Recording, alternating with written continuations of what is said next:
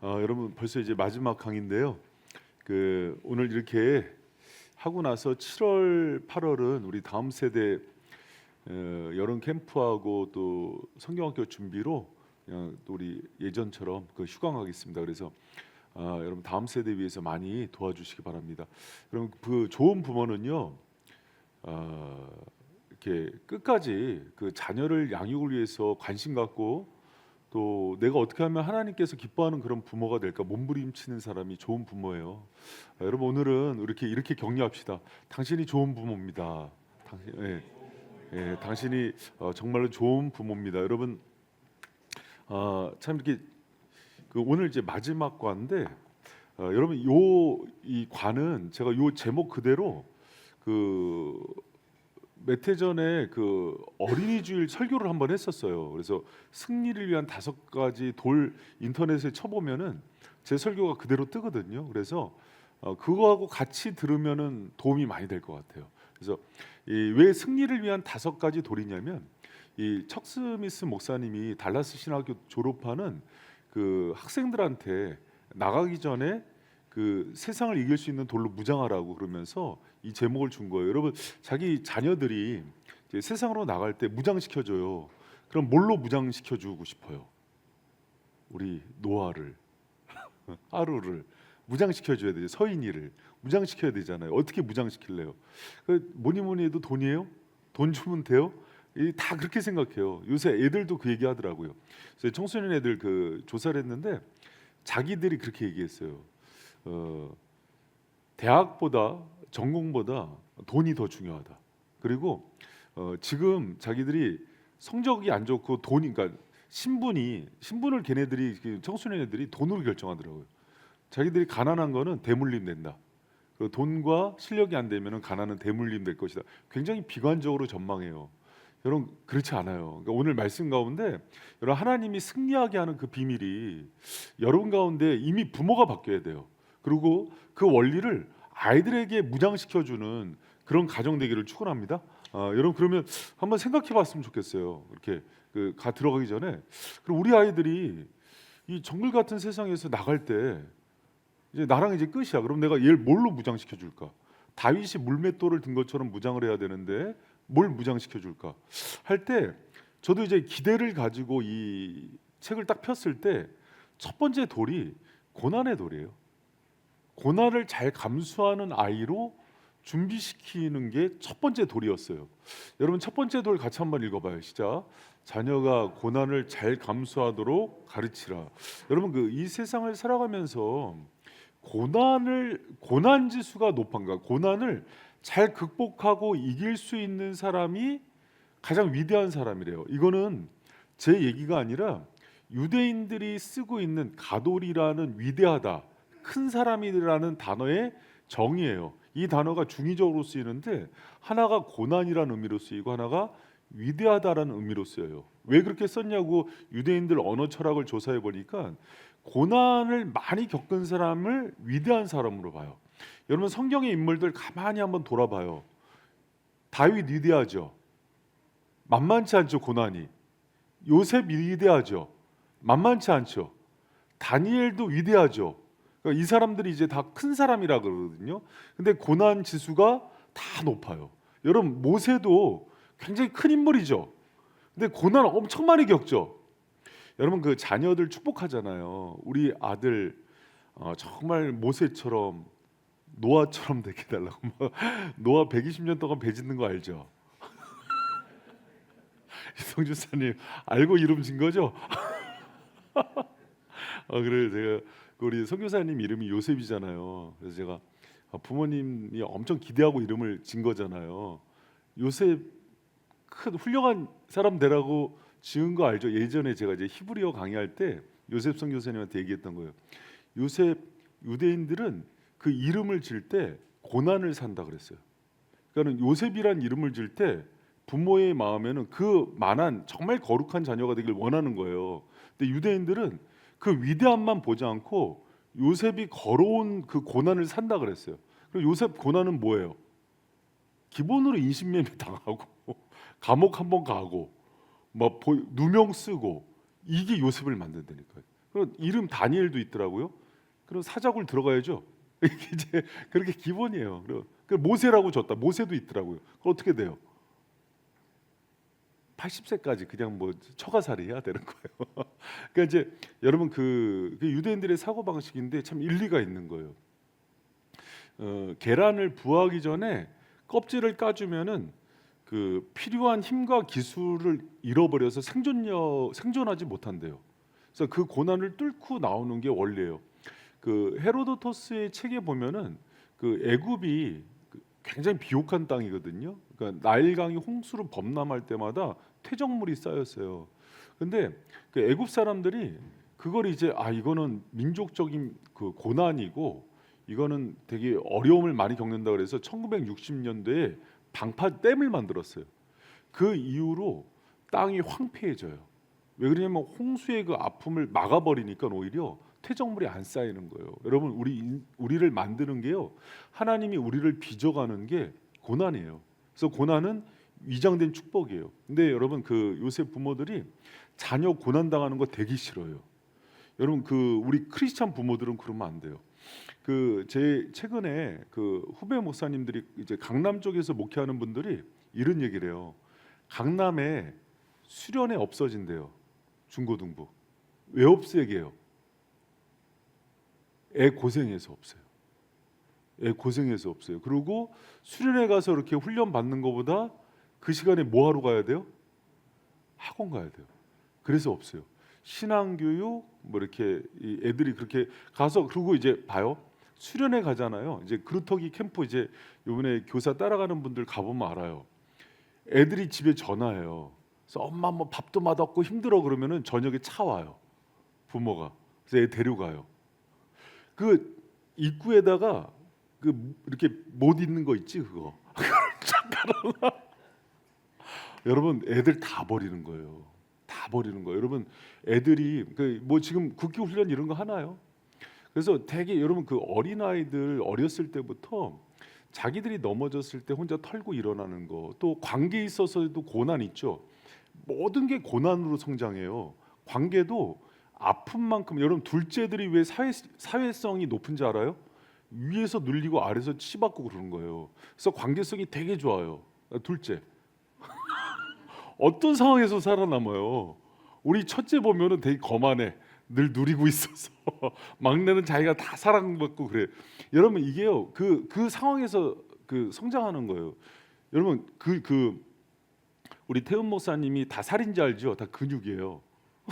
근데 태훈 목사님이 이 근육질이 되기까지 날마다 태권도 선수였잖아.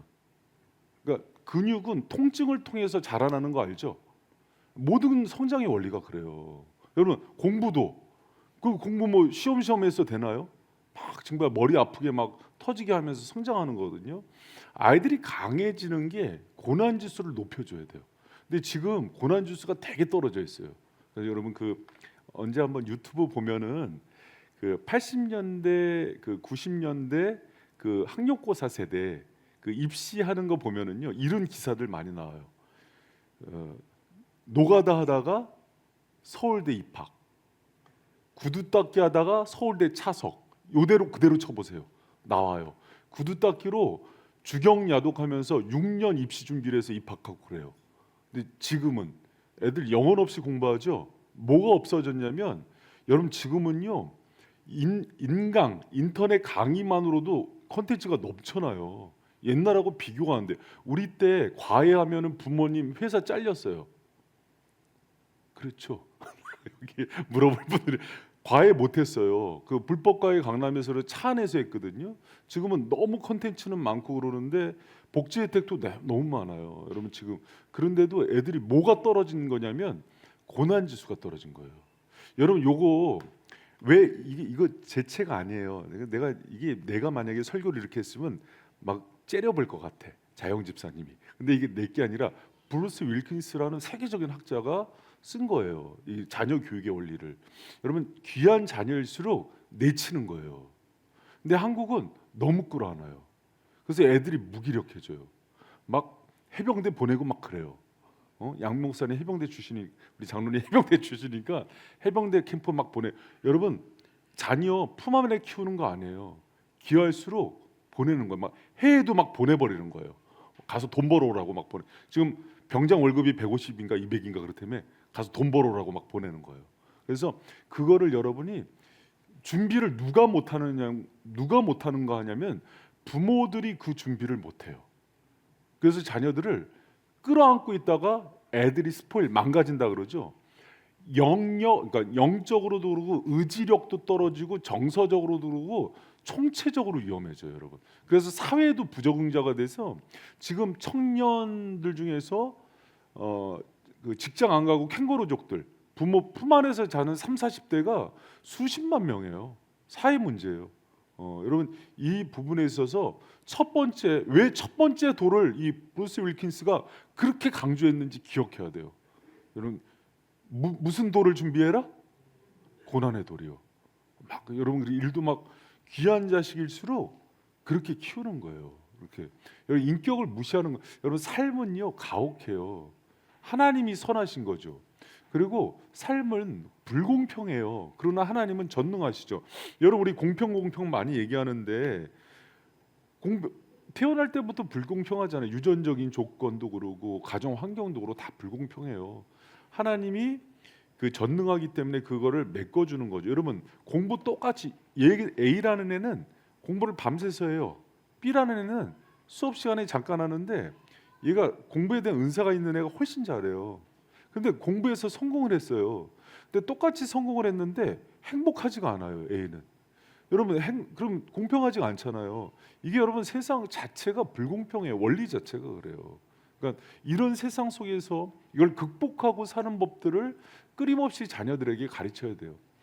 여러분 이 고난 지수가 높은 사람 제일 항상 소개하는 게 요셉이에요. 요셉과 같은 고난의 그 모델. 마지막에 이 고난을 역전시키는 하나님께서 전능하시기 때문에 그 선으로 역전시키는 은혜들. 신약의 명령 보면은 베드로전서에서도 그 말씀이 나오죠. 여러분 그 자녀가 이 적용을 잘해야 되는데 적용을 할 때 자녀가 고난을 통해서 성장하도록 돕는 거예요. 고난을 통해서 성장하도록 돕는 거예요. 그래서 지금 어느 정도 조금 아이들이 관계적인 문제나 또 예를 들어서 또 삶의 불편, 지금 불편이 없는 시대거든요. 사실은 불편이 없는 시대. 자꾸 저도 이제 나이가 드나 봐요. 자꾸 옛날 얘기하게 되는데 저희 그 어렸을 때 그 수련회 가면은 천막 치고 수련회를 했어요. 천막을 우리가 쳤어요. 텐트를. 그러니까 중고등학생이. 그리고 화장실도 팠어요. 파갖고 그 포대로 이렇게 옆에 막아갖고 응하고 나면은 낙엽으로 깔면은 그 다음 타자가 또 이렇게 하고. 그래서 밥도 우리가 해 먹고 그런 시절이 있어서 그렇게 교회에서도 그런 훈련을 시켰는데 지금 그렇게 하면 어떻게 될까요? 난리 나죠. 민원 들어오고 막 난리 나죠. 그래서 시대적인 분위기에 맞게 또 교회가 보조도 맞춰야 되는데 그건 여러분 가정에 있어서 자녀 양육에 있어서 우리 아이들을 어느 정도 또 단단하게 만들까는 아이들은 어떤 상황에서도 고난을 통해서 배운다는 것들은 꼭 기억해야 돼요. 공부도 고난이에요. 운동도 고난이에요. 여러분 운동 능력이 언제 향상됩니까? 4점 넘어가면서 향상되죠. 폐활량도 그러고 근육이 커지는 것도 그러고 모든 게 그래요. 그래서 이제 그런 것들을 훈련시켜야 되죠. 요새 이렇게 직장 들어갔다가 나오는 사람이 많을까요? 오죽하면은 청년들 2년만 계속 직장에 있으면 정부에서 보조해줘서 1,000만 원씩 2,000만 원씩 주는 게 왜 그럴까요? 버티질 못하는 거예요. 시대 현상이에요. 그러니까 여러분 그런 부분에서 여러분 지금 그러니까 여기 세대들은요 고난을 통과해서 온 세대예요. 근데 자녀들에 대해서는 그 부분에 대해서 우리가 성장점들을 막고 있다는 것들을 생각해야 돼요. 여러분 그러면 안 되고 자녀들이 어떤 부분에서 좀 우리가 노출시켜주고 그런데 고난을 통과해서 성장하는데 이거는 있어요. 뭐냐면 그러면 고난 속에서 방치하고 방관하는가? 그건 아니에요. 고난을 함께 통과해주고 그걸 어떻게 통과해주는지 알려주는 거예요. 그러면 지금 자녀가 어떤 걱정이 있잖아요. 그러면 걱정하고 그 자녀가 어떤 걱정을 하고 있는지를 부모가 알아야 돼요. 그러니까 그리고 그것에 대해서 함께 기도해 주는 거예요. 여러분 그 이제 이따가도 그 나눔 시간에 할 건데 이제 사실은 여기는 그 지금 뭐 유아서부터 영아서부터 뱃속에 있는 아이서부터 대학생 졸업한 그 자녀까지 다양해요. 근데 이제 어느 정도 애들이 그 유치원 정도 들어가서부터 대학생까지 아이들이 어떤 거를 고민하고 있는지 부모가 모르면 좋은 부모는 아니래요. 그리고 그 걱정을 부모가 알아야 된대요.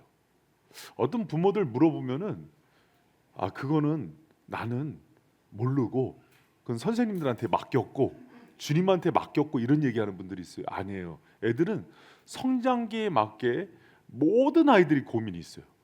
그것들을 함께 고민하면서 부모가 같이 기도해주고 그에 맞는 지혜를 주는 게 부모 역할이에요. 여러분 애들 물어보면은요, 그 이렇게 저희 아이들도 성향에 따라 다 달라요. 큰 놈은 자존심이 강해서 절대 얘기 안 해요.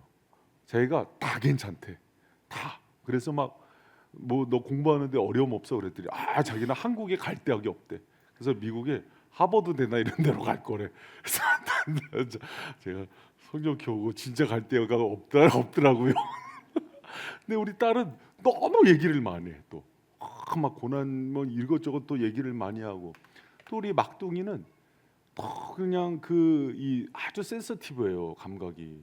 그러니까 그래서 기분에 따라서 이 그거를 맞춰줘야 되거든요. 그러니까 참 이게 감정선이 예민하니까 또 어렵죠. 그러니까 그럴 때 이제 어렸을 땐 그래도 얘기가 많이 됐는데 사춘기 되면은요, 대화를 할까요 안 할까요 애들이? 그때가 제일 어려워요. 우리 애들이 지금 제일 어려운데, 뭐 예를 들어서 연우야, 뭐 연우야 그럼 대답부터 예? 얘도 아니 예? 예? 뭐 저기 힘든 거 있어? 얘기해. 그러면 없어요. 몰라요. 이거는 얘기하기 귀찮다는 거예요. 그러니까 그런 식으로 이제 자꾸 거절을 하거든요. 그래도 부모가 계속해서 관심을 갖고 두드리는 역할을 해야 돼요. 그래서 고민을 알고서 그에 대해서 그 맞추기 되게 힘들어요. 성장에 따라서 부모가 소통하고 맞추는 거 되게 어려운 일이에요. 그럼 이제 청년 되면 이제 우리 시우는 좀 이제 사춘기 지나고 시연이도 지나가는데 연우가 요새 힘들거든요. 그럼 그런 아이들 감정이 그날 다 달라요. 분명히 아침까지 웃었는데 저녁에 인상 쓰고 있고, 또 금방까지는 기분 좋았는데 조금 있다 짜증 내고 막 그래요. 그럼 나도 막 동요가 될 수 있거든요. 그때 감정을 제가 그랬죠. 셀프 컨트롤이 안 되면 마음을 닫아버려요. 그래서 부모 쪽에서 인격이 높아야 돼요. 그래서 그걸 가지고 애한테 끊임없이 끄집어내면서 얘기하는 포인트를 잡아서 고민을 알아내야 돼요. 알아내서 이제 얘기를 하는 거죠. 그러니까 알아내면 별것도 아니에요. 자기 달리기 대회 저기 출전하고 싶은데 단거리는 안 되니까 장거리로 가야 되는데 발목이 부상당하고, 운동 쪽으로 관심이 많으니까 이제 그런 것들, 또 이제 뭐 여러 가지 뭐 친구 문제 이런 것들 이제 들어오죠. 뭐 이성 문제도 들어오고 그런 거 알고 있어야 돼요. 그리고 그것에 대해서 이렇게 우회적으로 답도 주고, 중요한 게 같이 기도시키는 게 중요해요. 그러니까 이제 그런 게 그리고 그 자녀가 무엇 때문에 고통을 받고 있는지 찾아내죠. 여러분 그 빨간 거는 여러분 답이에요. 빨리빨리 쓰면서 쫓아오세요. 그래서 애가 무엇 때문에 고통받는지를 그걸 잘 이렇게 찾아야 돼요. 그 매일 그러니까 밖에 안 나가고 집에만 있는 그 딸내미가 있었대요. 근데 이제 그 카툰이죠 요새는.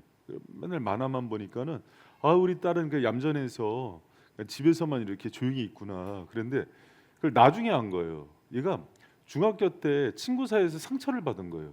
그러니까 관계가 고립이 돼서 그 관계성에 있어서 문제가 생기니까 피해 버린 건데, 그때 끄집어내 줘야 되거든요. 그러니까 얘가 관계 장애로 그냥 대학교도 그러고, 그러니까 대학교도 가다가 중퇴를 해요 나중에. 그러니까 나중에 그 예전에 그 TV 프로에서 상담 프로에서 나왔던 거예요. 그러니까 얌전하고 그러니까 애가 아무 문제 없구나 그래서 봤는데 알고 보니까 자기 그 성으로 도망가 버린 거예요. 그러니까 그때 빨리 부모가 끄집어내 주는 거거든요. 그러니까 이제 그런 것들. 그리고 그 고통을 당할 때 부모가 성경적인 가치관을 적용시켜서 방향을 얘기해 주는 거예요. 근데 이걸 뭐 일일이 다 해줄 수 없잖아요. 그러니까 뭐 교회 이제 사역자들이나 또 이제 크리스찬 그 어떤 상담가들한테 도움을 받아서 그런 방향에서 얘기를 해주는 게 중요합니다. 여러분, 중요한 거 하나는 아이들한테 고통은 정상적이라는 인식을 갖게 해주는 게 너무 중요해요. 그러니까 이 고통과 고난을 통과하면서 어른이 되는구나. 여러분, 어른은 뭐예요? 엄마는 뭐예요? 아침에 피곤해도 일어나서 아이들 깨우고 집안일하고 또 힘들면 애들 이유식도 먹이고, 이게 부모죠, 어른이죠. 그런 고난이 삶을 유지시키는 거예요. 그러니까 그런 훈련을 시키는 거예요. 내 일상을 유지하기 위해서 힘들지만 생업을 하고, 그러니까 내 회사도 가고 또 일상도 유지하고, 그거거든요. 그러니까 여러분, 그래서 이 회피하거나 부모가 대신해 주면 안 돼요. 회피하거나 대신해 주면 안 돼요. 여러분 한번 생각해 보세요. 관계, 일, 또 운동, 공부, 어떤 것 속에 고난과 고통 없는 게 어디 있어요? 여러분, 그 예전에 저 가르쳤던 그 선생님이 이런 얘기를 한번 하시더라고요. 고난과 고통 없이 즐거운 게 있대요. 그러니까 모든 즐거움은, 그러니까 노 크로스 노 크라운이잖아요. 그러니까 모든 즐거움과 영광은 항상 고통과 대가 지불을 통해서 오는데, 그거 없이 오는 쾌락들이 있대요. 전부 불법이래요. 마약, 술, 뭐 간음, 막 이런 것들은 그런 고통이 없대요. 근데 그렇게 오면은 다 자기 영혼을 망가뜨린대요. 여러분, 그러니까 잘 생각해 보세요. 어떤 대가 없이 나한테 오는 거, 뭐 공금 횡령, 이런 것들은 전부 영혼을 파괴시킨대요. 그렇기 때문에 우리 자녀들에게 대가 지불을 하고 내가 정말, 이게 십자가의 원리죠. 십자가가 있을 때 영광이 있고 또 은혜가 있다는 걸 가르쳐 줄 때 아이들이 인생이 건강해져요. 그리고 고난 지수를 자꾸 높여줘야 돼요. 그걸 버텨낼 수 있는 힘, 그 은혜, 막 이런 것들을 자꾸 높여줘야 돼요. 이제 우리 또 깨알 같은 홍보로 요새 이제 우리 사역자들이 지금 다이어트 대회를 하잖아요. 그 하는 이유가 뭐 이제 뭐 몸매 이런 걸 떠나서 생존형이에요. 그러니까 이제 사실은 우리 태호 목사님은 사역을 진지하게 고민도 했었어요. 막 교회에서 이렇게 무호흡증으로 막 쓰러지니까 응급실도 갈 정도로 막 됐고, 이제 저도 막 월요일 날 혈압이 190까지 뛰는 거예요. 그래서 막 그 앰뷸런스도 한번 오고 그랬는데, 근데 왜 우리 그 사역자들이 다이어트를 오늘도 이렇게 검사를 했는데 다 이렇게 성적이 저조해요. 왜 그럴까요? 이 다이어트는요, 그 고통을 이겨내야 되거든요. 근데 우리는 너무 음식을 사랑해요. 다이어트 하는데 오늘도 양 목사님 2그릇 먹었어요. 그래서 2그릇 먹었는데 이제 집사람이 같이 따라가서 저는 2그릇 못 먹고, 그래서 내가 테이블 밑으로 이렇게 손을 줘라 밥을 그랬더니 이제 안 줘갖고 진짜 하여튼간 그래요. 근데 이런 이렇게 다이어트나 건강 관리도 누가 하냐면 그 고통을 참아내는 사람이에요. 우리는 다 알잖아요. 사실은 6시 이후로만 안 먹고 14시간만 공복 유지해도 건강해지고요. 한 달만 그걸 유지해도 산삼 몇 뿌리를 먹는 것보다 더 건강하대요. 근데 우리가 왜 못하냐면 고통을 못 참아요. 배고픔 못 참죠, 여러분. 나만 그래요? 항상 나만 나쁜 사람. 나는 못 참아. 나 진짜 힘들더라고. 그래서 어저께 그 체중 감량 때문에 오늘 이제 우리가 몸무게 체중 측정 때문에 어저께 저녁을 안 먹었어요. 안 먹고 14시간 버티고, 근데 새벽에 손이 떨리더라고. 말이 헛나오고. 무슨 얘기를 하려고 그런 거냐면 고통을 잘 받아들이는 사람이 이겨요. 여러분, 공부 잘하는 친구들도요, 머리가 좋아서 하는 게 아니에요. 공부도 그 인내예요. 그거에 대해서 엉덩이로 한다 그러잖아요. 끝까지 버텨서 인내하고 그 자기가 이제 그걸 힘들지만은 참아내는 그 힘을 못 이겨요. 그러니까 여러분, 자녀들에게 첫 번째 무장시켜야 되는 거는 돈도 아니고 재능도 아니고 다른 게 아니라 고통 지수예요. 그것을 맞이하게 하고 이겨내게 했으면 좋겠어요. 저는 참 부모님한테, 아버지한테 참 감사하는 거 하나는, 그거 하나는 제대로 가르쳤어요. 고난 지수는 초등학교 때부터 막 눈 오고 그러면은 저희 그 집이 가운데 있고 집 주위에 열채가 있거든요. 이 주위를 다 쓸게 했어요. 그 새빵. 그리고 막 어렸을 때 4학년 때 그 장미농원 하면은 여름 방학 기다렸다가 장미농원 전체에다가 그 퇴비를 줘요. 그럼 막 두엄차가 2대가 붙거든요. 그럼 막 그거 갖다가 막 하면은 막 2주 3주씩 막 그 일하고, 그리고 어렸을 때도 집에 오면은 집안일을 안 하면 용돈을 안 줬어요. 그러니까 양계장하면서 막 그 사료 주고 똥 치우고 그러면은 닭한테 막 쪼이고, 그리고 이제 또 미꾸라지 잡아다가 닭 그 주고 막 이렇게. 어렸을 때 초등학교 때도 아침에 새벽 6시면 깨워서 구보시키고, 아버지가 막 그런 훈련들은 많이 시켜. 그래서 군대 갔는데 군 생활이 편하더라고요. 그래서 왜 군대를 힘들다 그러지? 그러니까 이해가 안 됐어요. 우리 집이 더 힘들었거든요. 그러니까 고난 지수는, 그래서 하나님이 개척을 위해서 만드신 것 같아, 나를. 그 개척도 할 만하더라고요. 그냥 그게 몸에 배어 있더라고 이렇게 제가. 그래서 고난에 대해서는 뭐 이렇게 제가 그렇게 두려워하진 않는 것 같아요. 그러니까 뭘 해도 그냥 뭐 하나님 인도하시는 대로 가지, 이런 게 생기는 것 같아요. 그러니까 좋죠. 그래서 여러분, 첫 번째 돌 왜 좀 탐탁치 않아요?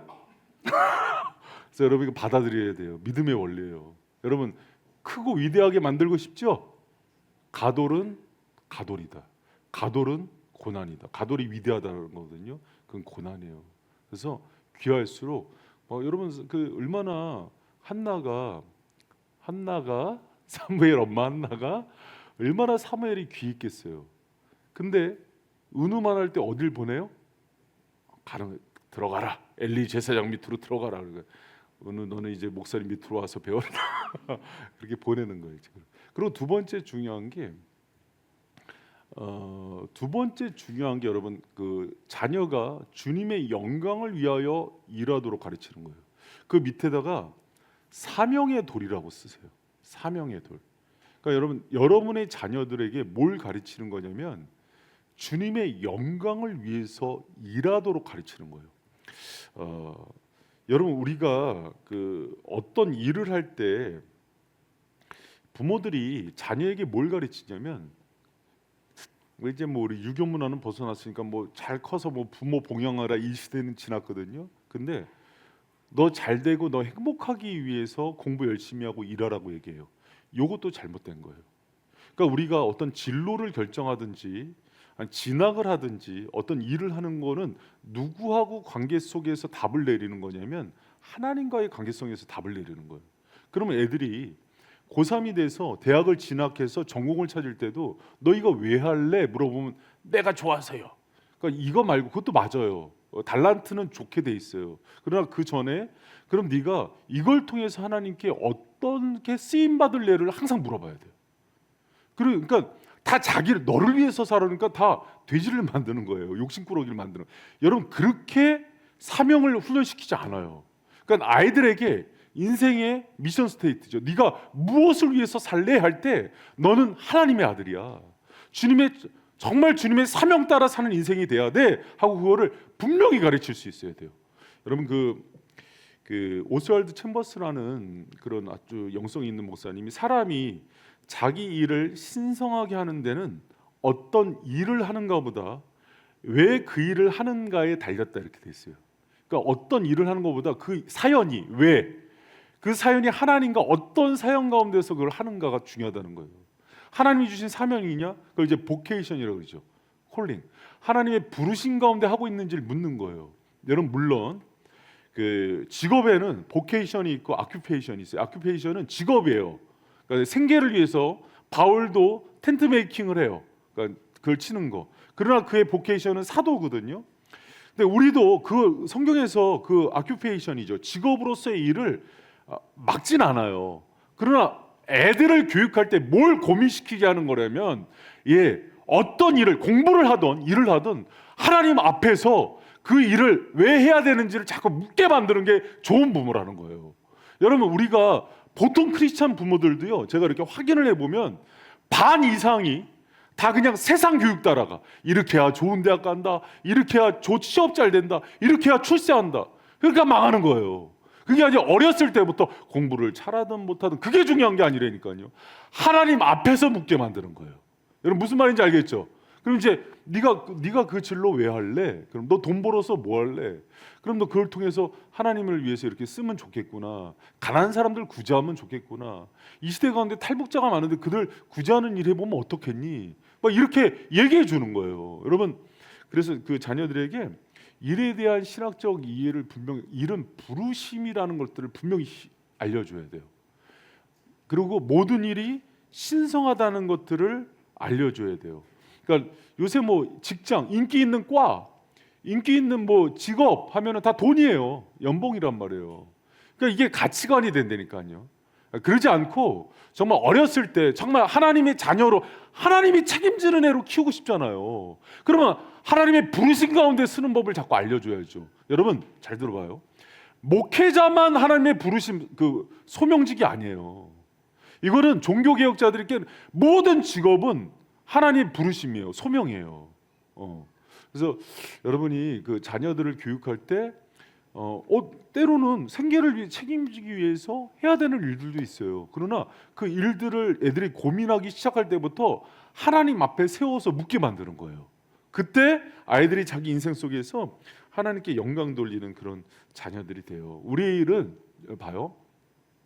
우리의 일은 우리 삶에 대한 하나님의 독특한 계획과 목적에서 비롯된 것이다. 여러분 애들이 그 대학 전공이나 직장을 선택하는 이유가 부모에게 인정받기 위해서 선택한 아이들이 불행해진대요. 우리 부모가 이렇게 하면은 너 다 잘 되라는 거야 하면서 부모의 안목 가운데 애들을 막 끌잖아요. 근데 부모의 안목들은 대부분 이렇게 했더니 세상에서 잘 살아라는 것이 통하지 그걸 통해서 애들을 하나님 앞에 세우려는 계획이 없다니까요. 그러니까 우리 가치관이 되게 세속적인 거예요. 근데 결론이에요. 부모가 알아서 다 해줬는데 애들이 나중에 부모 원망한다는 거예요. 이 전공 엄마가 좋다 그랬잖아. 이 직업 아빠가 좋다 그랬잖아. 했는데 행복하지가 않은 거예요. 그러니까 나중에 부모는 애써서 돈 벌어서 진로 고민해주고 다 그랬는데 애 영혼이 방황하는 거예요. 그럼 그 지난 일인데 재밌는 얘기 하나 해줄게요. 그러니까 이준청 목사님이 이제 THM이죠. 미국에서 석사가 끝나고 잠깐 한국 들어왔을 때 제가 이제 좀 상담을 해준 적이 있어요. 왜냐면 이준청 목사님은 목회를 해도 잘할 사람이고 교수를 가도 잘할 사람이에요.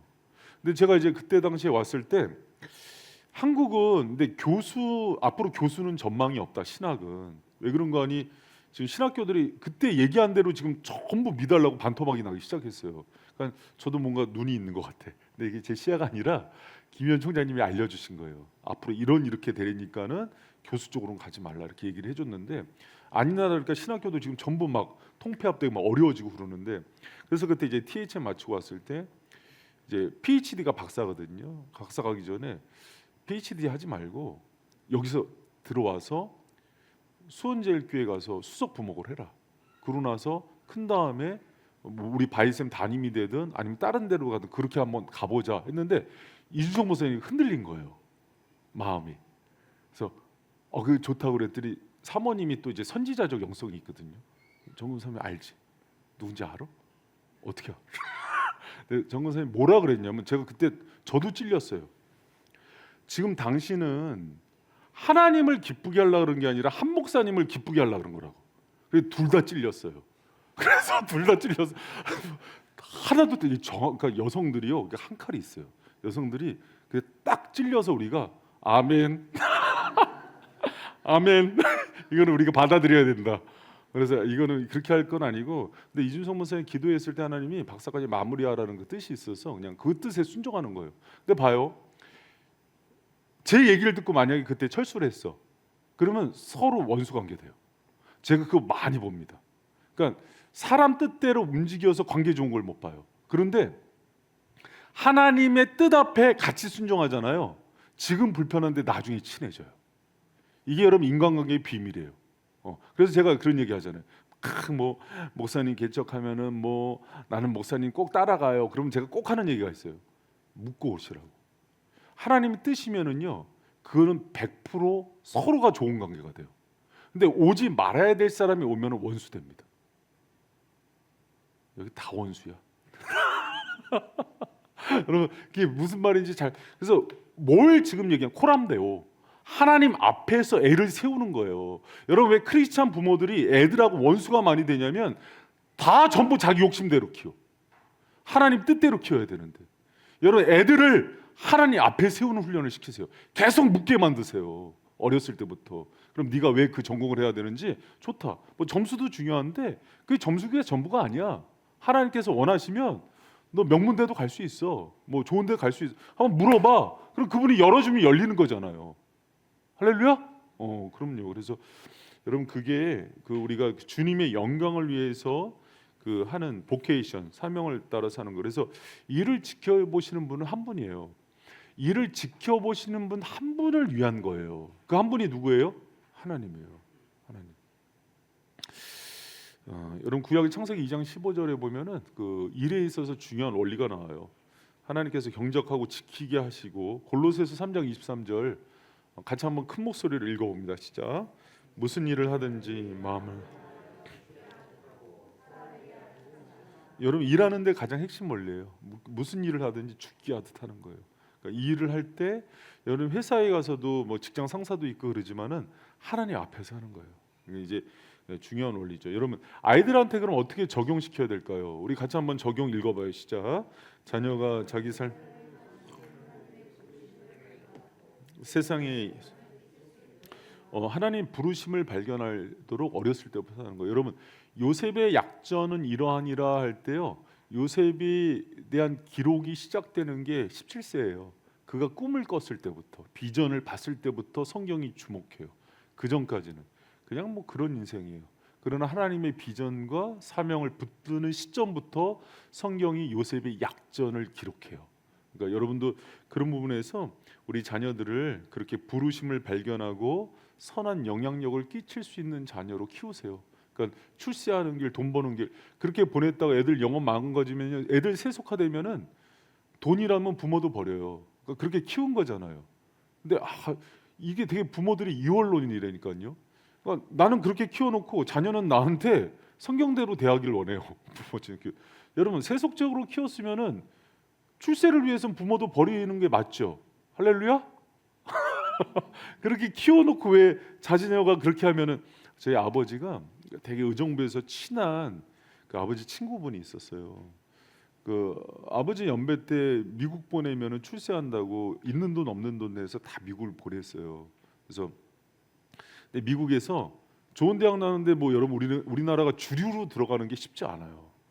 10% 미만이랍니다. 미국 유학 가도. 그러니까 제 동생이 그 얘기 하더라고요. 워싱턴 주립대에서 석사하고 박사까지 해고 거기 그 사회복지센터 있었는데도 주류 사회에서 센터장은 못해요. 한인에서 하지.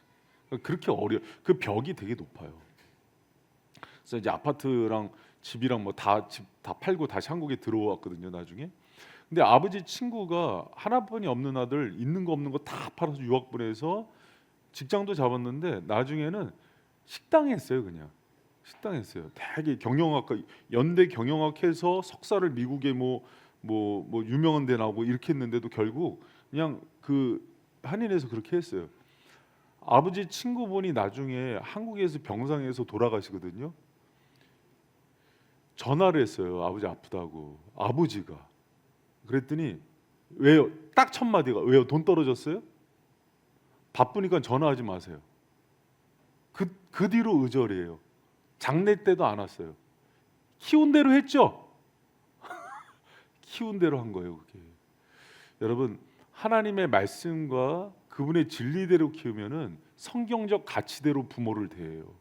세상의 방식대로 키운 그 아버지가 근데 사실은 이제 아버지 문제도 봐야 돼요. 이 아들 키우느라고 또 그냥 이제 그 공업사하면서 돈하고 결혼을 몇 번 했어요. 그 살았던 그러니까 이 자녀도 성장 과정에서 상처가 많은 거죠. 그러니까 아버지 가치관을 그대로 닮은 거예요.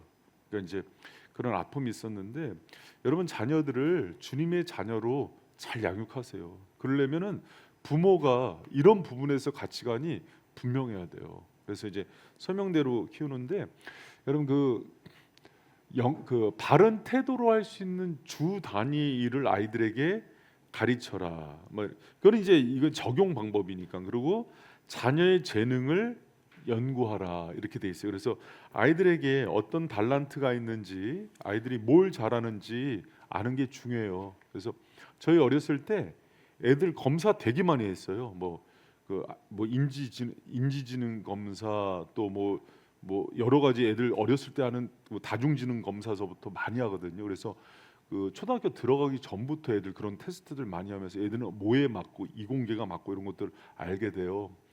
그런 관심을 가지고 우리 아이들이 어떤 달란트가 있고 어떤 은사가 있고 뭐에 약점이 있는지를 아는 게 부모 역할이에요. 그래서 애들 진로는 달란트대로 한다 이렇게 얘기해요.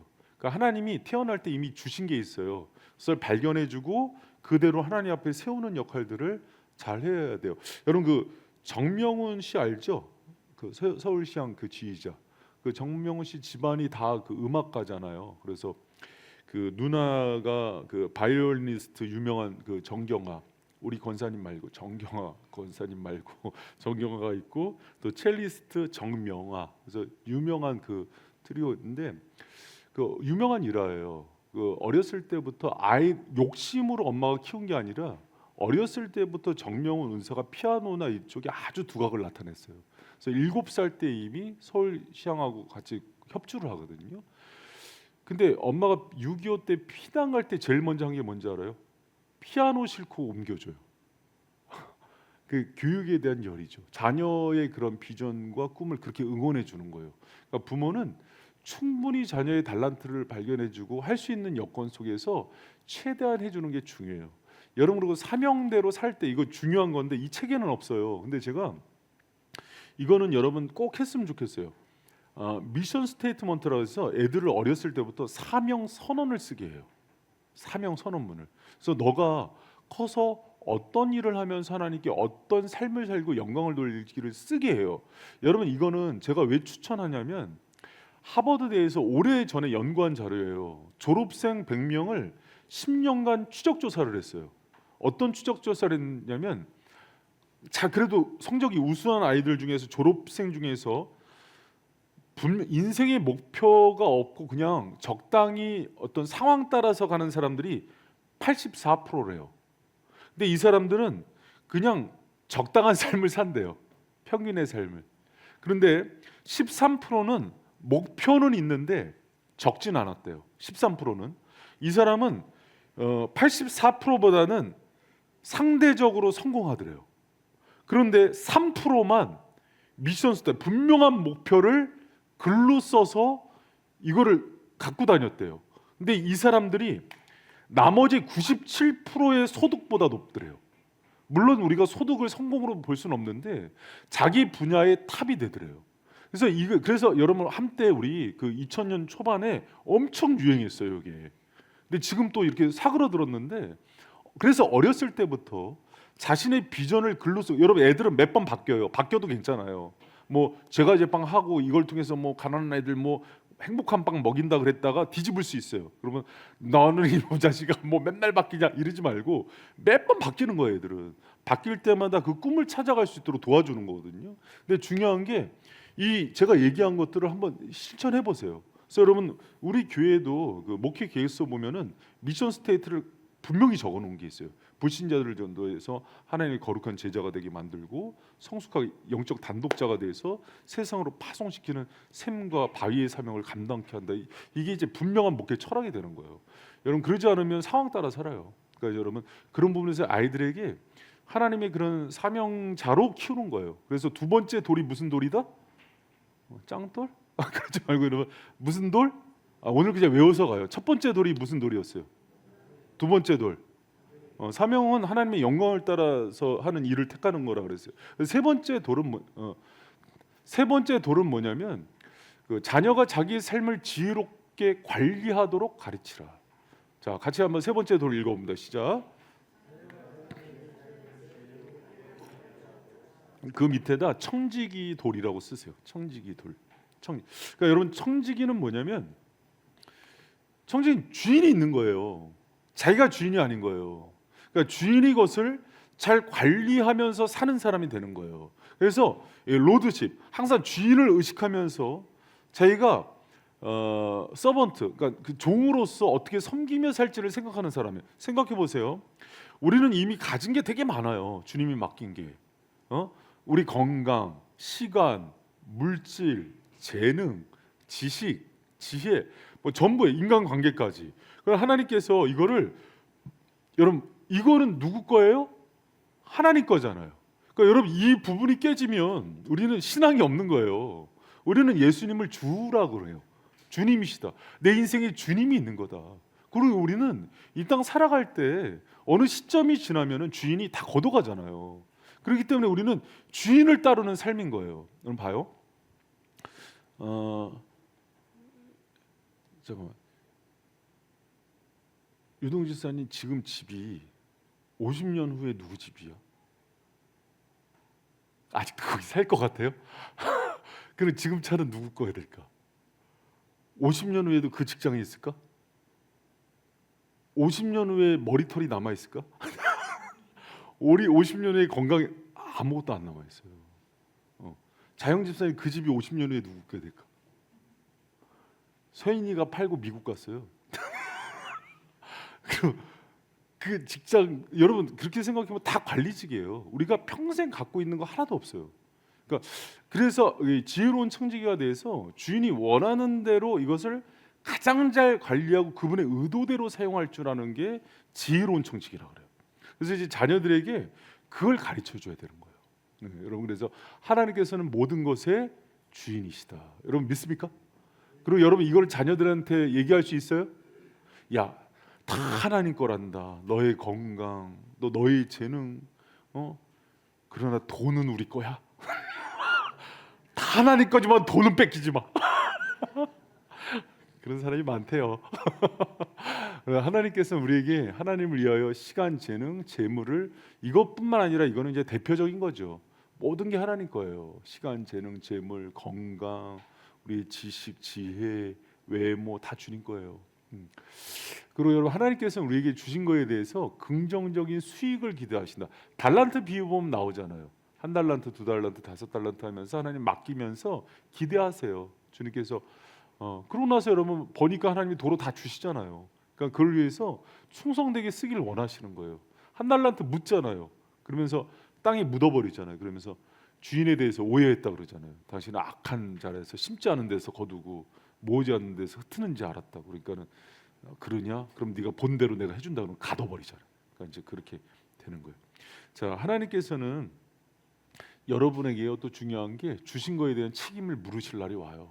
반드시 이 책임에 대해서는 우리가 피할 수가 없습니다. 그리고 하나님께서는 여러분과 하나님의 기쁨을 나누길 원하신다는 것들도 기억해야 돼요. 창세기 1장 26절에서 28절은 바로 그 문화 명령에 대한 게 나와요. 그래서 모든 생물을 다스릴 것을 얘기하시는데 하나님이 주인이시고 우리는 그 청지기 동상 관리직으로 있는 거예요.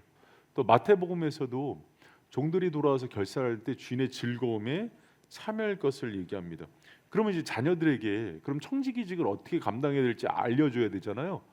여러분 여기서 중요한 게 이 책이 참 좋은 게 거창한 거를 맡기는 게 아니에요. 그러니까 어렸을 때부터 야 너는 하나님께서 이 세상을 다스리게 만들었으니까 너는 마음을 크게 품고 이 땅의 대통령이 돼서 여기를 다스려라. 그게 아니라 작은 일에 충성하게 만드는 거예요. 아이들에게. 그러니까 청지기직은 어렸을 때부터 그 훈련을 시키는데 작은 것에부터 시켜요. 그럼 작은 게 뭐겠어요? 애들이 이제 보통 자기 방이 있잖아요. 그럼 방 관리하는 것부터, 방 청소하는 것부터, 밥 먹었으면 밥그릇 치우는 것부터. 그리고 이제 이 책에 나오는 거는 물질 관리하는 훈련을 시키래요. 그래서 돈의 세 가지 목적이 나눈, 저축, 지출이에요. 여러분 돈 좋아요, 싫어요? 난 되게 좋은데. 여러분 돈을 사랑하는 게 문제고 우선순위가 하나님보다 더 사랑하는 게 문제지. 돈이 뭐 나빠요? 가치 중립이지. 돈이 있어야 주님의 일도 하죠. 그래서 돈을 미워하지 마세요. 여러분 돈 싫어요? 다 버려요. 버려. 지금 바구니 좀 돌려요. 다 버리고 가. 돈 나쁜 거야. 여러분 저는 돈 되게 좋던데. 돈을 하나님보다 더 사랑하거나 사람의 가치보다 더 사랑하는 게 문제죠. 여러분 그 웨슬리 목사님 했던 유명한 얘기가 있어요. 돈을 댈 수 있으면 많이 벌어라. 그리고 많이 저축해라. 그리고 많이 나눠라. 그렇게 얘기를 해요. 그래서 돈의 목적대로 잘 쓰면 돼요. 그래서 나누고 저축하고 지출하는데 아이들에게 그것을 계획하고 관리하는 훈련을 시키는 거예요. 그래서 그 저 어렸을 때 그 저희 어머니가 그 통장을 하나 만들어 줬어요. 그래서 지금 그 농협 통장 제가 그 쓰는 544 그 통장은 초등학교 때 만든 걸 아직도 그 계좌를 쓰거든요. 근데 그 어머니가 그 관리하는 걸 하느라고 만들고 용돈을 걷다 넣게 이렇게 만드셨어요. 그래서 이제 그대로 용돈 넣으면은 그걸 가지고 제가 필요하면 갖다 쓰고 이걸 훈련시키시더라고요. 그래서 하면은 그 이렇게 그 용돈 지출장 있죠? 그 초등학교 때부터 썼어요. 써갖고 이제 검사 맞고. 근데 지금은 참 제가 애매한 게 애들이 카드로 자꾸 쓰더라고요. 그 토스로 보내달라 그러고. 관리하기가 어려워. 그래서 다 현금화 시키기도 참 어렵고 요새 다 또 정부에서 또 이제 바우처로 막 이제 나오는 거 있고 그러니까 참 그런 건 좀 불편한 것 같아요. 근데 중요한 거는 작은 것 하나서부터 작은 일에 충성하는 거예요. 여러분 주님은요 우리한테 크고 거창한 것부터 먼저 시키지 않아요. 절대. 큰 일은 주님이 하세요. 남주형제 이런 주님이 내일 해를 떠오르게 해 이거 그런 거 안 시키니까 걱정하지 마. 지구를 자전과 공전을 시켜라 이런 거 안 시켜요. 조석간만의 차를 좀 조율을 해보도록 해라. 비를 내려라 이런 거 안 시킨다니까. 내일 아침에 우리 자영 집사님 눈을 뜨고 심장이 뛰게 하는 건 다 주님이 하세요. 그런 작은 거, 네 방 청소해라 작은 거예요. 그러니까 그런 것들 저한테 맡긴 거죠. 바이센 교회를 아름답게 잘 관리하고 성도들을 양육해라. 작은 거예요. 그 범주가 점점 커지는 거죠. 그러니까 여러분 그렇게 자녀들을 어렸을 때부터 훈련하는데 돈은 왜 물질 훈련을 시키냐면은 돈은 가장 하나님께서 맡긴 거 하나님과 더불어서 가장 하나님을 대적하는 위치에 쓰는 거래요. 그래서 만몬을 관리하는 훈련을 어렸을 때부터 시키는 거예요. 그러니까 이제 돈 주고 그렇게 훈련시키는 분이 있더라고요. 돈 주고 이제 헌금 생활도 시키고 그거 가지고서 그래서 좋은 일에 쓰면은 용돈을 2배로 주더라고. 그러니까 그렇게도 훈련시키더라고요. 그래서 자 그런 부분에서 여러분이 자 3번째 돌이 무슨 돌이라 그랬어요? 청지기의 돌. 다시 복습하시다. 외워서 가요 오늘 그냥. 이거 나중에 다 잊어버려. 첫 번째 돌이 뭐예요? 고난의. 2번째 돌 사명. 3번째 그걸요 딱 가슴에 새기고 자녀들 볼 때 딱 그걸 장착해서 이 아이들을 딱 양육하는 거예요. 우리는 뭐 학원의 돌, 물질의 돌, 뭐 유학의 돌, 막 이렇게 할아버지의 재정의 돌, 막 이렇게 그게 돌 무덤이 돼요 나중에. 그렇지 말고 하나님 주시는 지혜로 우리 아이들을 탁탁 할 때 아이들이 정말 하나님이 키우는 인물이 되는 거예요.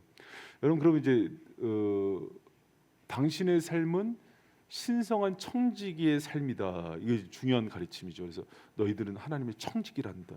하나님의 그렇게 관리인으로 살아라. 4번째 돌은 뭐냐면 자녀가 현명한 선택을 하도록 가르치는 거예요. 그래서 이거를 현명한 선택의 돌이라 그래요. 현명한 선택의 돌.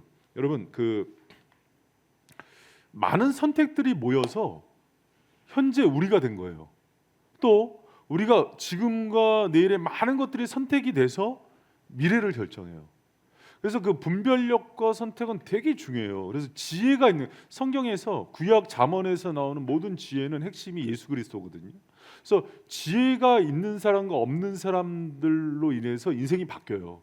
그래서 우리가 모든 순간에 전체를 볼 수 있는 힘과 부분을 볼 수 있는 힘과 분별할 수 있는 능력이 너무 중요한 거예요. 그래서 여러분 그 지혜의 원리로 잘 분별하고 선택할 수 있는 훈련을 애들한테 어렸을 때부터 시키는 거예요. 여러분 그 우리 인생이 망가지는 데는요 최선과 차선 사이에서 반복되는 잘못된 선택이 쌓이면 인생이 망가진대요.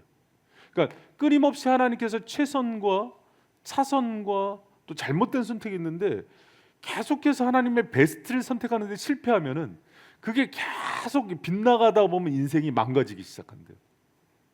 그 어떤 선배 목사님이 그 주례를 하는데 이제 청년 중에서 이제 그 사시의 패스에서 이제 검사가 된 거예요. 꿈이 뭐냐고 물어봤더니 뭐 검사 쪽으로는 이제 검찰총장이나 뭐 법무부 장관 좀 되고 싶다 이렇게 얘기를 하니까 이렇게 덕담을 해주셨대요. 나는 그쪽은 잘 모르지만은 어떤 일이 있어도 선택하는 데 있어서 돈에 관련된 거는 공직자는 투명해야 된다. 거기에서 미스가 나면 너는 나중에 검찰총장이 되거나 나중에 그 고위공직에 올라갔을 때 그게 반드시 발목을 잡을 거다. 그 부분에 있어서는 정말 청렴하고 또 이성 문제도 아주 거룩하게 해야 된다. 그러면서 이제 선택하는 그런 중요 요소를 얘기해요. 여러분 그 목회자들이 목회를 할 때도요 마찬가지예요. 목회자들이 막 교회 사이즈가 커지고 그러면은요 초심을 잃어버려요. 초심을 잃어버릴 때 어떤 선택을 잘못하냐면 주님의 교회잖아요. 근데 여기 있는 원리들을 다 잊어버려요. 그러니까 청직이란 걸 잊어버려요. 어떤 상황에서도 예수가 먼저 돼야 되고 그분의 영광을 위해서 선택해야 되고요. 영원히 잘 되는 걸 선택해 줘야 돼요. 근데 그러지 그걸 놓쳐버리고 나의 안위와 부귀영화와 교세와 건물로 들어가는 순간 무너져 버려요. 그래서 무너지는 데는 급속도로 무너져요. 제가 예전에 얘기했잖아요. 대형교회 성공한 목회자 중에 끝이 좋은 사람이 30%래요. 그러니까 10명이 성공했다면 3명만 마지막까지 영성을 유지한대요. 그렇게 위험한 거예요. 그러니까 그게 왜 그러냐면 이 본질 속에서 선명한 대부분 선택 문제에서 실패해요. 여러분 그 서울의 M교회 뭐 비자금 뭐 800억 문제 있을 때 그분 초창기에 되게 순수했어요. 근데 자꾸 돈을 선택한 거예요. 이렇게 잘못된 거예요. 뭐 무슨 S교회 괜찮았어요. 되게 순수하게 전도도 열심히 했는데 갑자기 이 권력을 놓치기가 싫은 거예요. 그러니까 세습을 해버리는 거예요. 그러니까 이게 다 선택의 문제라니까. 한 순간이에요. 한 방이에요. 그러니까 여러분 그런 부분에서는 자녀들이 잘 됐어. 그런데 이 자녀들이 뭐 검찰이 됐어. 근데 비리로 해서 비리 검찰 되면 한 순간에 이 인생이요 다 날아가 버립니다, 요새. 그러니까 그런 시대예요, 지금은. 워낙 뭐 인터넷 수사대가 다 요새는 범죄자도 인터넷 수사대가 찾아주더라고. 경찰이 안 찾아. 인터넷 수사대가 찾아줘. 여러분 그런 시대니까는 우리가 그런 부분에서는 그 스티븐 코비가 했던 얘기예요. 여기 여러분 잘 아는 예화입니다. 이렇게 큰 이제 그릇에다가 큰 돌 또 이제 뭐 자갈 또 모래 물을 넣고 넣는 순서를 따진 거예요. 뭐부터 넣어야 돼요? 큰 돌부터 넣어야죠. 그래야 다 들어가거든요. 근데 순서가 바뀌면은 채워지지가 않아요. 그러니까 큰 돌부터 넣는다는 선택이죠.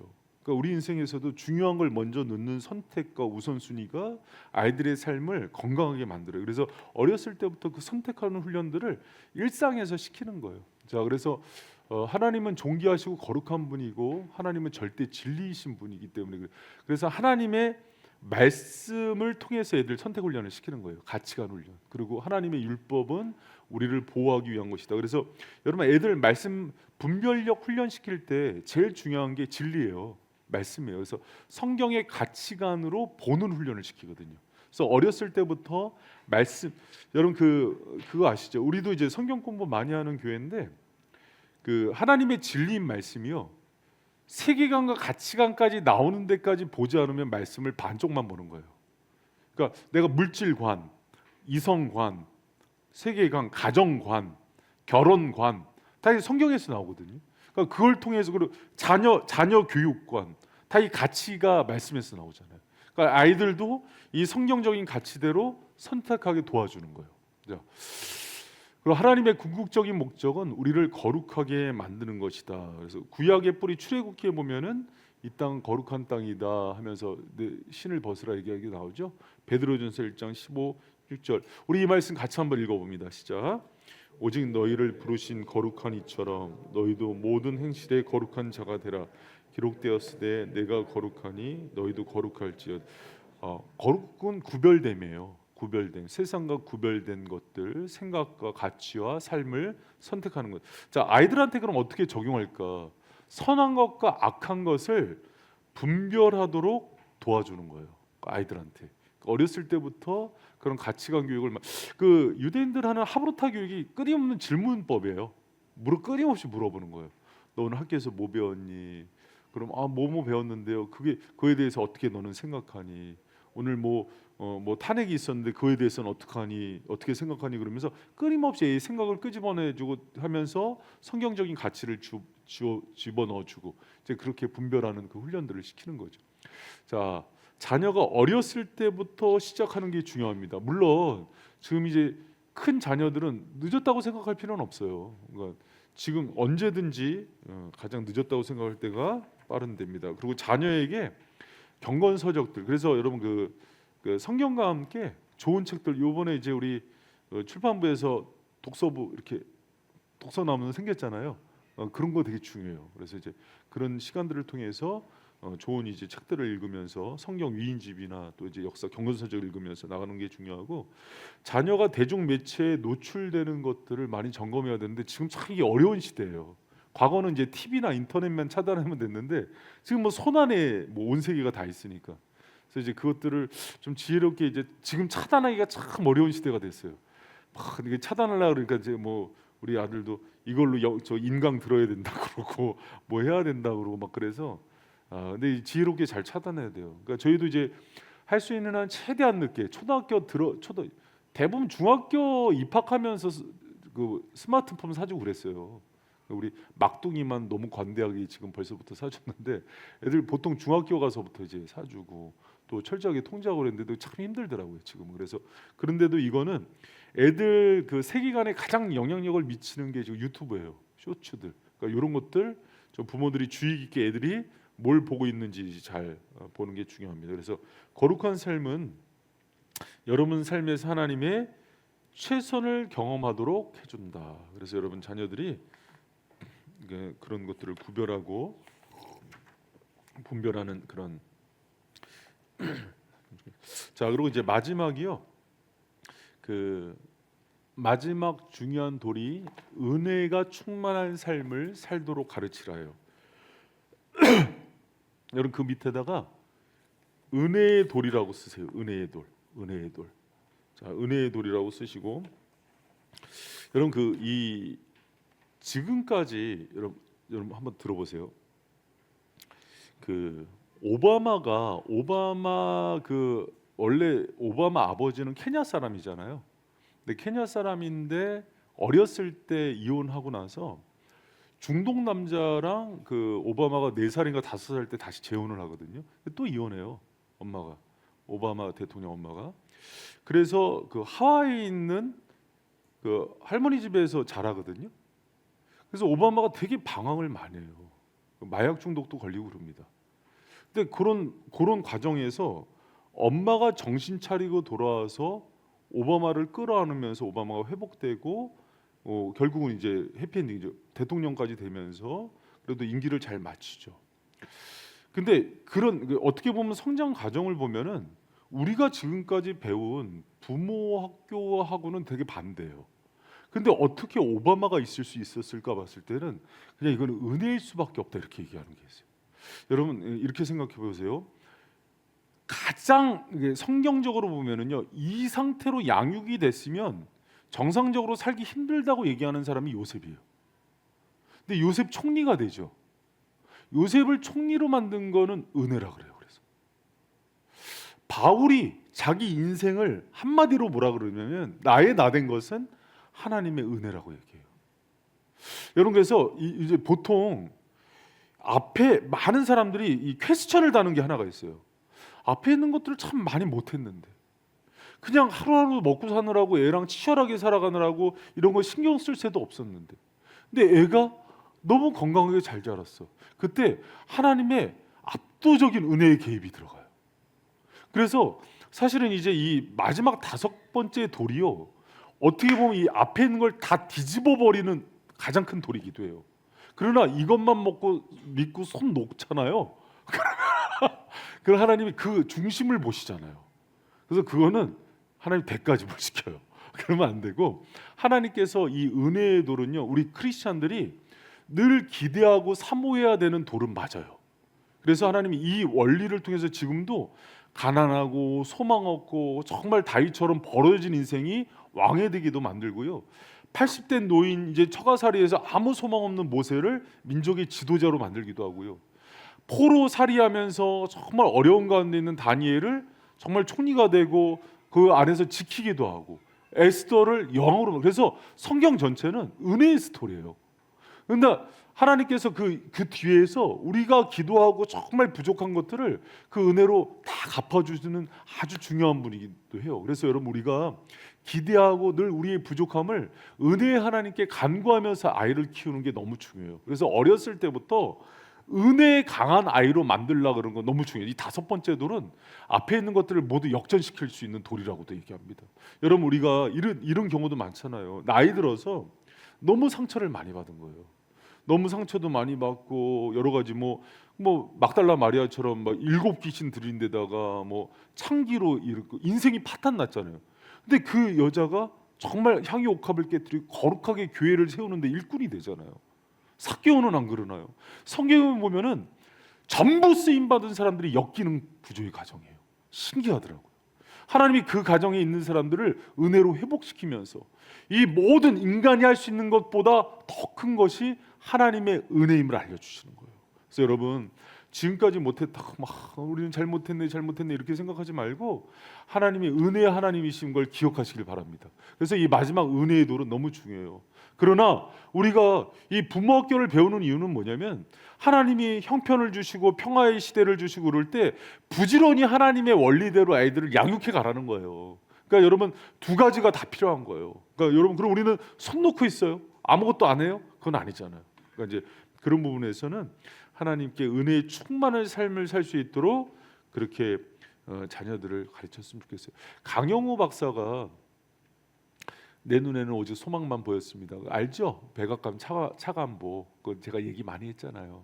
그 멀쩡한 눈 갖고 운동하다가 넘어져서 두 눈 실명돼 갖고 내 인생 끝났다 그랬는데 진짜 하나님 은혜로 유학까지 가서 제 새로운 인생. 근데 유학까지 간 데다가 대학을 졸업한 데다가 또 그렇게 백악관 가서 일까지 한 꿈에도 생각 못했죠. 결혼까지도 했죠. 근데 자녀들도 다 잘 됐죠. 그래서 자기 인생은 자기 눈에는 감긴 눈에는 그러니까 눈에 소망이 보였다는 것은 역설이죠. 하나님이 자기 인생을 그렇게 이끌어왔다고 얘기해요. 여러분 그 웃음 박사 황수관 알죠? 알아요? 이제 소천하셨는데 황수관 박사님이 강연할 때 늘 했던 얘기가 있어요. 나는 내 인생보다 큰 너무 넘치도록 하나님께서 주신 은혜대로 산다고. 자기는 머리도 그렇게 좋은 사람이 아닌데 교수가 됐다는 건 기적이라고. 자기 참 그러니까 얘기하는 거 보면 이렇게 스마트한 느낌은 없어요. 그런데 하나님이 올리시니까 교수까지 되더라고요. 뭐 김창학 교수는 안 그럽니까? 자기 미용실 원장처럼 생겼는데 자기가 그렇게 된다 그러잖아요. 그러니까 여러분 진짜로 우리 인생이요 어떻게 될지 몰라요. 주님의 손 안에 달려 있어요. 그래서 때로는 아주 낮추셔서 하나님만 바라보게 만들어서 정말 절박한 가운데 하나님 은혜의 보좌에 구하는 자들을 하나님 높이는 게 성경의 이야기예요. 그래서 마지막에 은혜의 돌은 뭐냐면 아이들에게 그 원리를 가르쳐 줘야 돼요. 우리 하나님 은혜 하나님이다. 그 십자가의 핵심은 은혜는요 대가 없이 주시는 무조건적인 사랑이잖아요. 그리고 은혜는 우리에게 거저 주시고 하나님 값없이 얘기는 많이 하는데 우리 삶에 적용이 잘 안 돼요. 그러니까 은혜의 원리를 애들한테 잘 설명해야 돼요. 십자가는 받을 자격 없는데 우리가 정말 연약하고 부족하고 죄인이었을 때 우리를 사랑해 주신 주님의 그 사랑이라고 얘기를 해주셔야 돼요.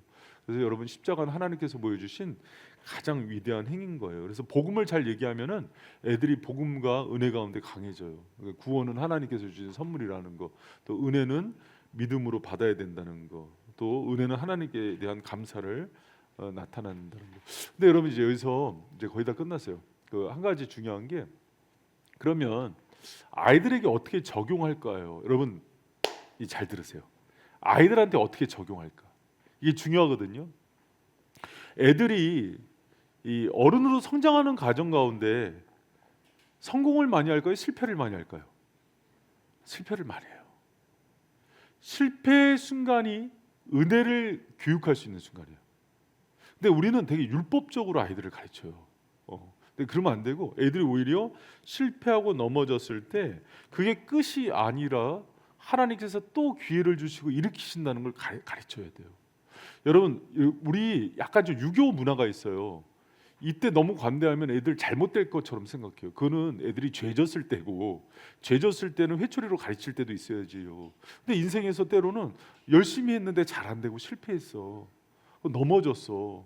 그러면은 그 부분에서 하나님이 기회를 준다는 걸 얘기해야 돼요. 그리고 때로는 뭐 죄를 졌을 때도 자기가 육신의 연약함 때문에 반복되는 죄 속에서도요 이렇게 얘기해요. 작은 죄는 혼을 내도 큰 잘못을 했을 때는 끌어안으라 그래요. 이게 무슨 얘기인지 잘 들어보세요.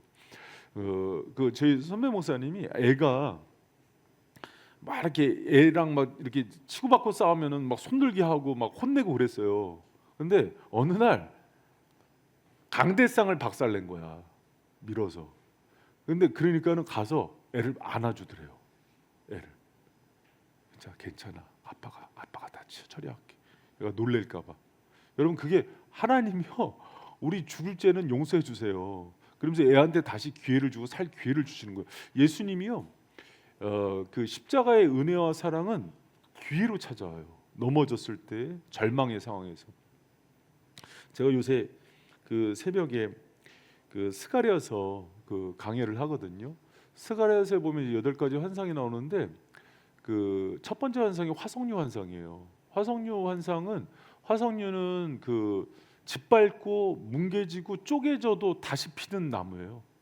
그래서 생명력이 엄청 강해요. 근데 하나님의 화석류 뒤에 나타나는 건 뭐냐면, 너희들 상태가 이렇게 짓이겨졌는데 화석류의 하나님, 다시 하나님의 말씀과 은혜가 임하면 다시 사는 걸 보여주는 거예요.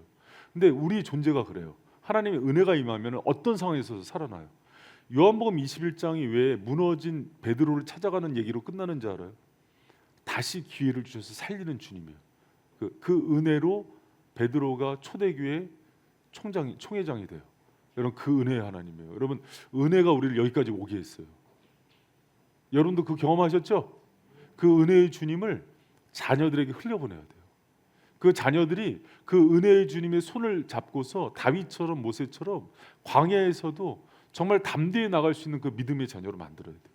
그래서 이 5번째 돌은 너무 중요해요. 여러분, 그때 부모의 역할이 있어요. 자녀가 정말 힘들고 어려운 순간에 아버지의 마음을 보여주는 거예요. 아빠가 어떻게 도와줄까? 그리고 피난처가 돼주는 거예요.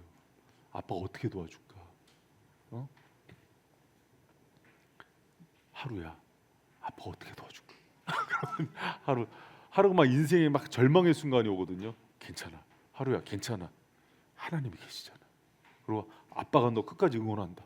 그래, 애가 엄청 힘내요.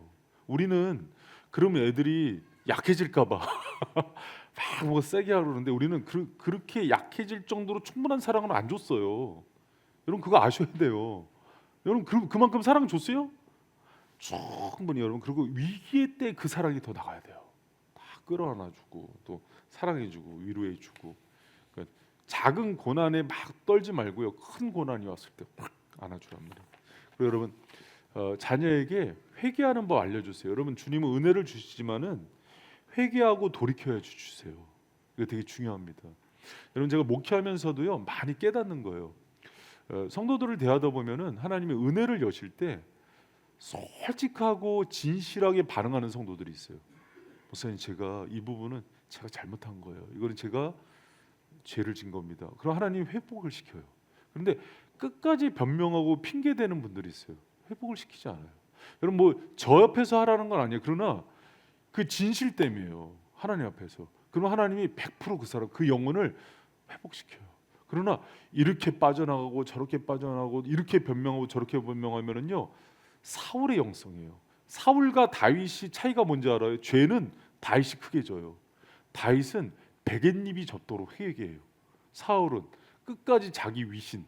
그래서 사무엘한테 내 옆에 서서 내가 아직도 왕이 보존됨을 백성이 보게 하소서. 다윗은 왕이 이거 보고 다 필요 없어요. 성령만 거두지 말아줘요. 여러분, 그래요? 그래요? 여러분도 그렇게 하시길 축복합니다. 내가 막 연봉 10억이야. 근데 잘못했어. 10억이 뭐고 다 필요 없어요. 하나님, 주님이 성령의 감동과 은혜만 거두지 마세요. 그렇게 기도해요? 아멘이 웃음으로 바뀌네. 그게 쉽지 않을 걸. 여러분. 다윗의 영성이 그거예요. 다윗은 자기가 비록 잘못하고 넘어질 때는 있지만은 하나님하고 안 바뀌어. 하나님, 저는 주님의 궁 안에 있는 게 세상의 1000일보다 하루가 주님과 함께하는 그 한 날이 훨씬 좋습니다. 그게 다윗의 영성이에요. 여러분, 그리고 다윗이 회개를 잘했어요. 돌이키고. 그러니까 자녀들이 자기 잘못을 잘 인정하고 그 연약함을 고백하는 자녀가 되면은 그 자녀들의 은혜가 끊이지 않아요. 하나님은 회개하고 돌이키는 사람들 기뻐하세요. 그러니까 이제 그런 자녀로 키우시고요. 부모가, 여러분, 어떻게 하면 자녀들이 잘 회개하는지 알아요? 아빠가 미안하단 말 많이 하래요. 엄마한테. 민호지살이 한번 민호지살이 한진지살이 우리 저희 부부 앉은 사람들 미안하다고 한 번씩 해주세요. 여보 그냥 해 그냥 잘못한 거 없어도 여보 미안해 해봐요 한번. 그냥 인생이 미안해 그냥 내가 있는 존재가 미안해. 안 했어요? 안 해. 아이고 빨리 진지하게 다시 한번 진지하게 여보 내가 미안해 손 잡아주면서 여보 얼마나 나 때문에 고생이 많았어 젖은 손. 오늘 집에 가서 한 번씩 그 노래 불러주세요. 알았지? 아유, 참. 자 삶의 교훈 한번 봅시다. 당신은 은혜를 받고 은혜를 주기 위한 존재로 창조되었습니다. 자 승리를 위한 5가지 돌 기억하세요? 첫 번째 돌이 뭐였죠? 두 번째 돌은 자 사명의 돌, 세 번째 돌은 청지기의 돌, 네 번째 돌은 선택의 돌, 현명한 선택의 돌, 다섯 번째 돌은 이거 꼭 기억하세요. 그러니까 우리가 이 원리대로 자녀를 양육했나 봤더니 공부, 성적, 돈, 대학, 취업, 결혼. 여러분 사사시대 때 그렇게 살았대요. 자기 소견에 오른 대로 그 세상 사람들 사는 대로 그 소사사들 보면 그래서 전부 소사사 얘기는 어떻게 타락한 사사들이거든요. 어떻게 얘기가 끝나냐면 나귀가 몇 마리고 성이 몇 채고 애를 몇을 낳고 그러니까 그 당시 사람처럼 그렇게 살았다는 거예요. 여러분 우리가 예수님을 믿는다 그러면서 그렇게 살아요.